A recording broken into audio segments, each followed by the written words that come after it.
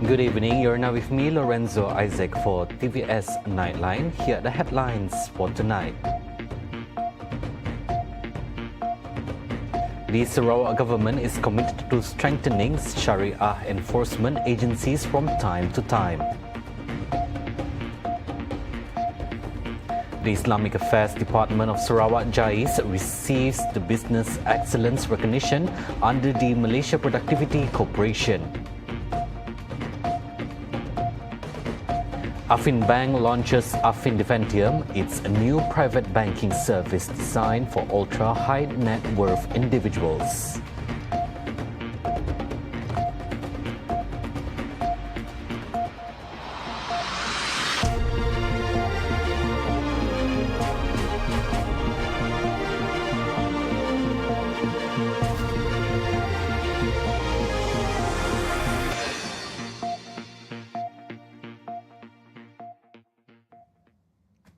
The Sarawak government is committed to ensure that Shariah enforcement agencies such as the Islamic Department of Sarawak, prosecutions and Shariah courts continue to be strengthened from time to time. Premier Sarawak Dato' Peninggi Tan Sri Abang Johari Tun Openg said that this is because this department acts as an institution responsible for implementing Shariah law in accordance with Islamic teachings. He said this in his text speech read by Sarawak Deputy Minister of Utility and Telecommunication, Datuk Dr. Abdul Rahman Junaidi, during the 2024 Sarawak State-Level Shariah Law Seminar earlier today. Prinsip-prinsip undang-undang ialah menjaga agama, menjaga nyawa, menjaga keturunan atau nasab, menjaga akal dan menjaga harta. 5 prinsip ini adalah relevan dengan maqasid syariah dan merupakan teras kepada perundangan dalam Islam.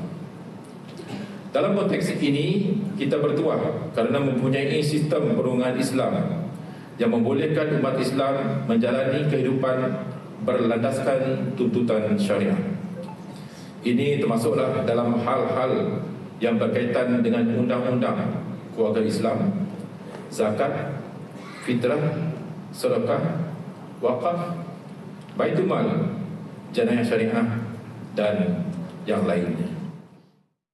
Such a policy can only be achieved if all the people of Sarawak live in peace, adhere to the law and uphold compliance. He pointed out that non-compliance with the law can lead to crisis, citing the example of the ongoing conflict, wars and killings in Palestine that disrupt stability and peace. In Malaysia, the application of Islamic law is clearly stated in the federal and state constitutions and relevant acts, ordinances and enactments. The Islamic Affairs Department of Sarawak JAIS hails as the first government agency to receive the Business Excellence BE recognition under the Malaysia Productivity Corporation MPC. Its director, Mu'al Suaud, announced that this recognition serves as a testament to JAIS' holistic approach to move forward in business excellence towards a global standard. Iaitu business excellence yang biasanya diamalkan oleh GLC. Kebanyakan yang mengguna BE itu adalah GLC. Tapi Jabatan Agama adalah the first jabatan kerajaan, agensi kerajaan yang telah mendapat pengiktirafan BE dengan markah 600 lebih. Kita berusaha supaya dapat mencapai 800 lebih markah untuk memastikan bahawa segala apa yang diperkhidmatkan, yang dilakukan oleh Jabatan Agama mencapai standard antarabangsa.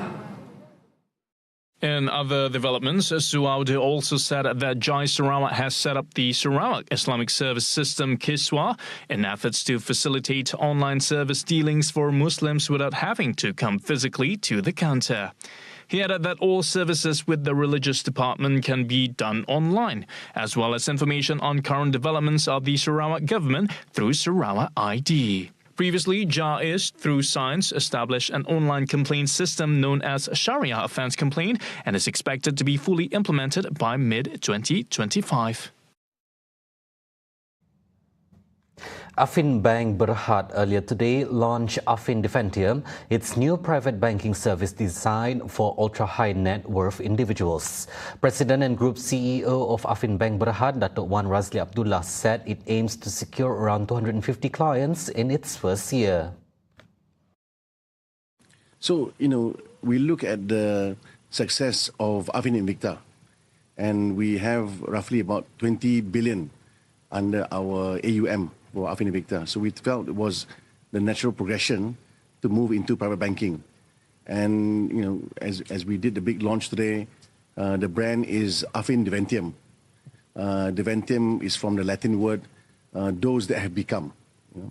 So you create your success, you create your wealth. And, we try to put out a mission statement to all that we can realize your dreams and create everlasting legacy of wealth. So that's the proposition we want to go to the market, and we feel there is a gap in the market, and we feel we can achieve and realize that potential from the market. It's open to everyone, I mean Malaysians in particular, but also to foreigners. If you have 2 million in asset under management, you will be part of the customer segment, and we will service you. So whether it's luxury car financing, it could be properties in London, it could be even potentially buying a yacht. Yeah, we can also support that. So that's the proposition we're pushing out to the market, that we have these capabilities, and I think people are quite surprised and interested at the same time. He said this after the launch of AFFIN Defentium Private Banking at AFFIN Tower on Tuesday. Wan Razli added the service also includes luxurious asset financing, which provides clients with access to premium financial products and high-value assets such as foreign properties and yachts. The launch of AFFIN Defentium follows the success of AFFIN Invicta, and invite-only products for its wealthy customers. The Public Works Department of Sarawak JKR Sarawak and the Ministry of Education MOE are urged to take necessary steps to expedite the completion of SK Kampung Baru Kapit construction project. Works Minister Dr. Sri Alexander Nandalinggi said that the delay in completing the project has caused concern among parents who had to wait longer before they can send their children back to school. Nanda, who visited the SIG projects on Monday, said the process of appointing a new contractor for the project was underway. The Kapit MP said he had met with representatives of the contractor for the project and voiced his dissatisfaction with their work, which has inconvenienced many parties, particularly the students. The reconstruction of SK Kampung Baru Kapit was originally scheduled to be completed by November 2nd, 2022. Since the project began on March 3rd, 2021, the students and teachers of SK Kampung Baru Kapit have been temporarily accommodated at SK Kapit. Nanda also informed that there are 49 schools in Kapit with 45 primary schools. Out of these, 14 dilapidated schools in Kapit, Song and Belaga have been selected by JKR Sarawak for repair involving a cost of 2.2 million ringgit. Work has also commenced at 5 primary schools and 2 secondary schools. The Sarawak Ministry of Women, Childhood and Community Wellbeing Development is set to establish a comprehensive support system to address the challenges posed by an aging population. Its Minister, Dr. Sri Fatimah Abdullah, announced that a study on the aging profile in Sarawak will be conducted by 3 local universities. The study, focusing on the northern and southern regions of Sarawak, will be carried out by Curtin University Malaysia, University Technology Sarawak UTS and Swinburne University Malaysia. We are looking forward to the research. I have told my CEO just now, make sure that it will take off by October this year. The Memorandum of Understanding, the legal part and the finance is the one here. That's always a big headache. So with that, we hope that the research can be carried out by October. It can take off by October 2024, and then after that, we are looking forward to the proposal how the state should move forward in and also carry out addressing the gaps and also providing the right support system for our age by 2028. The study will involve a large number of respondents, particularly in urban and rural areas across divisions and districts. Fatima noted that Sarawak is expected to become Malaysia's first aged state by 2030, according to the Sarawak Social Wellbeing Index, which is conducted every 2 years. In other news, Fatimah announced that 20 hotels around Kuching will be designated as the athlete village for the upcoming 2024 Parasukma Games in Sarawak. She is optimistic that the 1,290 athletes participating in the 2024 Parasukma will enjoy a comfortable and conducive living environment throughout this sports event. The preparations include facilities such as wheelchair-accessible routes, basic amenities in passenger lifts, accessible cafeterias, and adequate accommodations in the athlete rooms. 80%. See, yang bagusnya is I see this now. We retain the same committee, jawatan kuasa yang sama yang telah bertugas semasa Sukma dulu. Dan mereka juga bertugas dalam Parasukman. So bidang tugas mereka masih kekal. Jadi dari situ mereka sudah ada pengalaman, alhamdulillah. Except that kita ubah suai di sana dan di sini mengikut keperluan atlet para kita ini. Overall, over 2,111 athletes and officials from 15 contingents across the country are expected to participate in the 2024 Parasukma Sarawak, which will be held from September 23rd to 28th. The 6th edition of the What About Kuching WAK 2024 Festival will serve as a platform for youngsters to showcase their talents and skills throughout its month-long run in October. With a variety of activities and programs scheduled during the month, the festival provides an open and diverse platform that brings together every part of the community to participate. According to the State Minister of Tourism, Creative Industry and Performing Arts, Dr. Sri Abdul Karim Rahman Hamzah, the WAK 2024 Festival allows young talent to be nurtured and shown the spotlight in different artistic branches such as singing, dancing and many more. Well, we know that a lot of these youth have got tremendous talents, banyak talent mereka, and then this is one of the platform which we can use to tap that talent. Sometimes these talents, if it is not being exposed out, is not being showcased, it will be habis. Once the youth they get married, and they might not want to continue on. Might not want to. This is a time when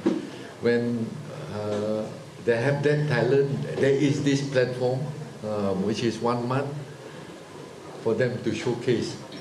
Well, we never know. From that experience, it might bring them up higher with that kind of talent, with that kind of expertise, skills that they have. Yeah, that's how I look. We will always be there to support. He said this during a press conference after the opening ceremony of the 6th edition of the WAK 2024 Festival at the Borneo Hotel in Kuching earlier today. This time, WAK 2024 promises another exciting experience for visitors with 233 daily events encompassing music, dance, theatre, arts, crafts, gastronomy and much more. Last year, the festival garnered 300,000 visitors over its month-long duration.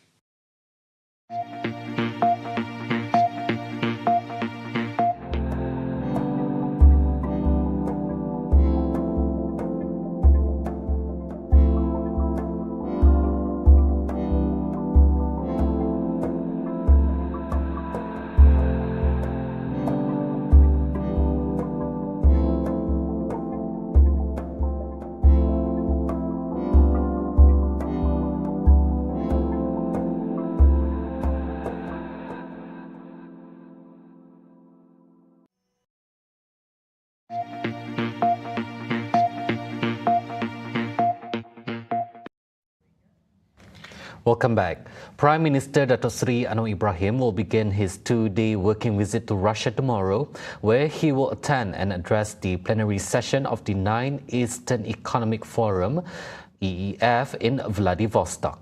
Among the highlight of the visit would be the bilateral meeting with Russian President Vladimir Putin, during which Anwar is expected to reiterate Malaysia's interest in joining the BRICS Intergovernmental Organization.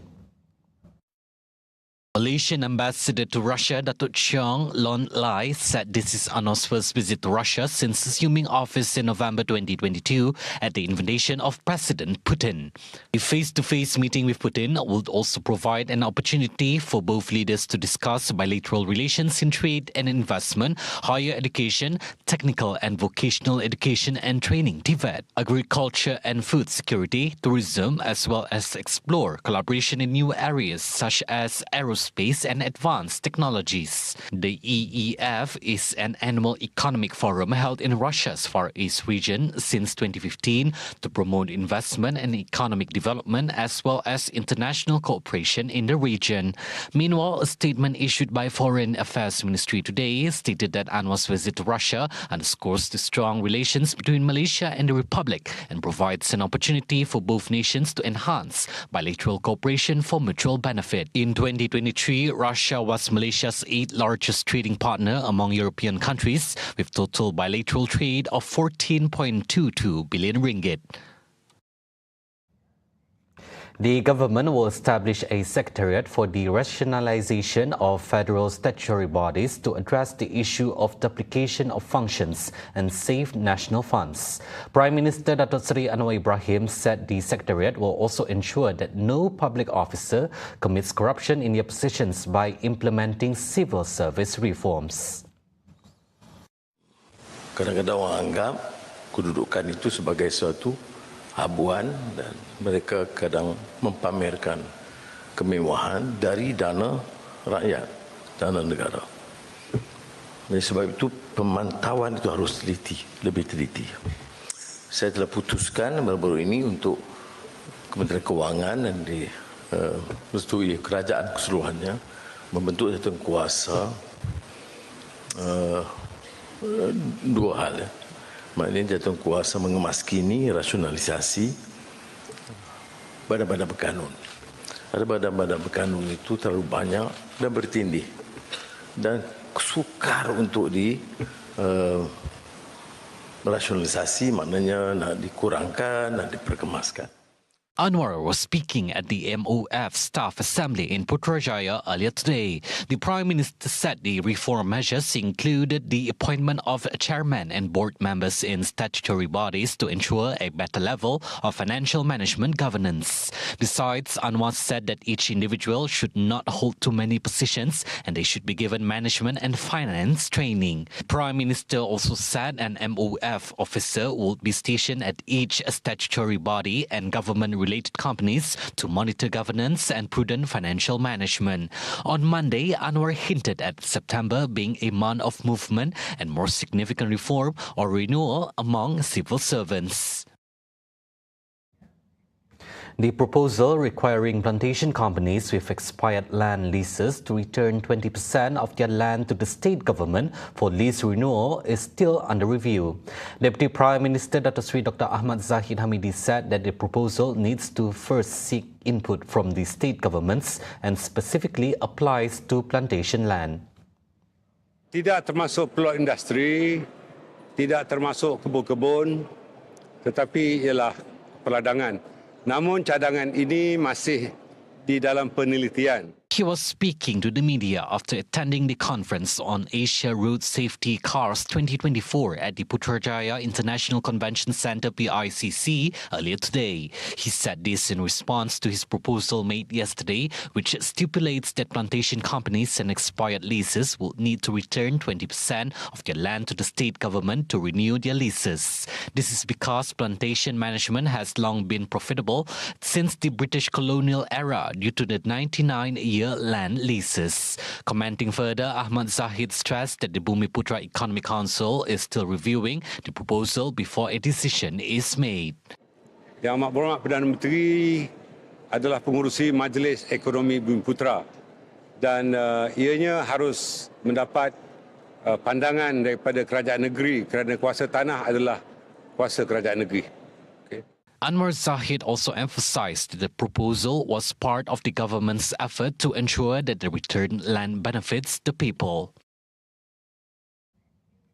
Deputy Prime Minister Datuk Seri Fadilah Yusof will lead a Malaysian delegation on an official work visit to Jakarta, Indonesia, beginning tomorrow to Friday, September 6, in conjunction with the 2024 Indonesia Sustainability Forum (ISF).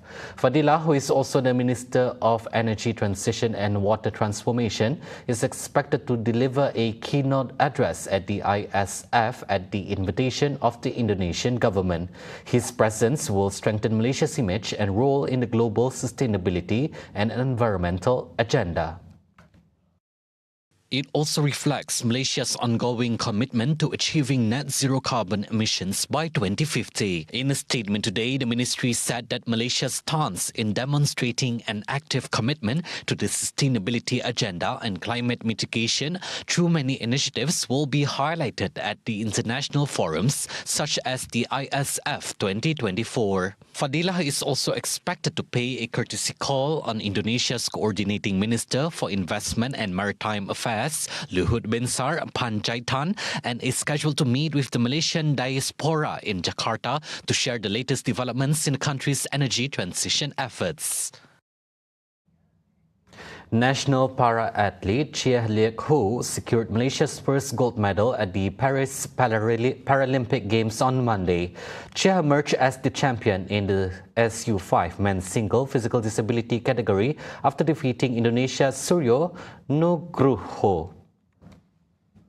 Chieh defeated his opponent 21-13, 21-15 in 42 minutes at the Port de la Chapelle Arena. When met by reporters, Chieh said he has no plans to retire just yet and is determined to continue fighting for the country. The 36-year-old added that defending his gold medal in the men's single SU5 physical impairment event was not the end of his career, as he is determined for more success to bring glory to Malaysia on the international stage. Youth and Sports Minister Hannah Yeoh, when met by Malaysian reporters after the badminton final, expressed her joy when the national anthem Negaraku played in the arena, and hoped that his success would inspire other athletes to pursue medals for the country. Meanwhile, Prime Minister Dato Sri Anwar Ibrahim also congratulated Chieh on his win. Through a post on X, Anwar said he was proud of Chieh's achievement for having placed Malaysia's name on the world stage. On to world affairs. Pope Francis arrived in Indonesia earlier today as he began the first leg of his 10-day Asia-Pacific tour. The head of the Catholic Church touched down in Jakarta for a 3-day visit devoted to inter-religious ties and will then travel to Papua New Guinea, Timor-Leste and Singapore. The Asia-Pacific tour will be the longest and farthest the 87-year-old has ever been. Upon his arrival, Pope Francis met with a group of refugees, orphans and the homeless in Jakarta. He is also expected to meet Indonesia's President Joko Widodo on Wednesday in his first official event. The Pope is also expected to participate in an inter-religious meeting as part of a push for interfaith harmony during his stay. His trip to Indonesia is the third ever by a pope and the first since John Paul II in 1989. Originally planned for 2020 but postponed due to the COVID-19 pandemic, the visit takes place just 3 months before his 88th birthday. China rolled out the red carpet on Monday for leaders from across Africa, seeking to deepen ties with the resource-rich continent it has furnished with billions in loans for infrastructure and development. Beijing has said this week's China's Africa Forum will be its largest diplomatic event since the COVID-19 pandemic, with more than a dozen leaders and delegations expected. 当前百年变局加速演进，世界进入新的动荡变革期，以中国和非洲为代表的 全球南方群体性崛起，深刻影响着世界历史的进程。我们将携手推进现代化，共筑高水平中非命运共同体，确定为本次峰会的主题。这顺应了历史进步的必然要求，体现了中非人民的共同愿望。China has sent hundreds of thousands of workers to Africa to build its mega project while tapping the continent's vast natural resources, including copper, gold, lithium, and rare earth minerals. Its huge loans have funded infrastructure but also stoked controversy by saddling countries with huge debts. China, the world's number 2 economy, is Africa's largest trading partner, with bilateral trade hitting $167.8 billion in the first half of this year. Security is tight across Beijing, with roads and bus stops bedecked with banners declaring China and Africa are joining hands for a brighter future. Among the leaders in the capital is South African President Cyril Ramaphosa, who arrived early on Monday for a 4-day trip, during which he will also visit the southern tech powerhouse city of Shenzhen. According to the South African presidency, trade between China and South Africa soared to $38.8 billion in 2023.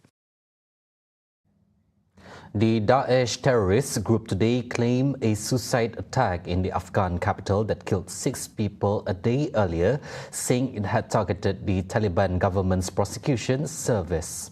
According to the city's police, the explosion in Kabul's southern outskirts on Monday afternoon killed at least 6 people and wounded 13 more.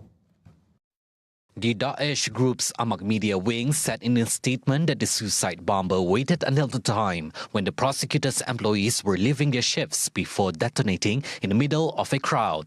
It put the combined figure of dead and wounded at more than 45 and said the bombing was committed to avenge Muslims held in Taliban prisons.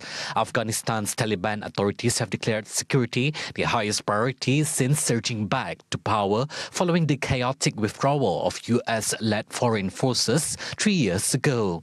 According to analysts, while their sweeping security operations have led to a decline in militants challenging their rule, the regional Daesh chapter known as Islamic State Khorasan remains a threat. The group has targeted Taliban government ministries, foreign embassies, and religious minorities. The previous suicide attack in Afghanistan, claimed by SK, was in the southern city of Kandahar, the Taliban's historic stronghold, in March. Taliban authorities said only 3 people were killed in that attack, while a hospital source put a toll at 20, and such discrepancies are not uncommon.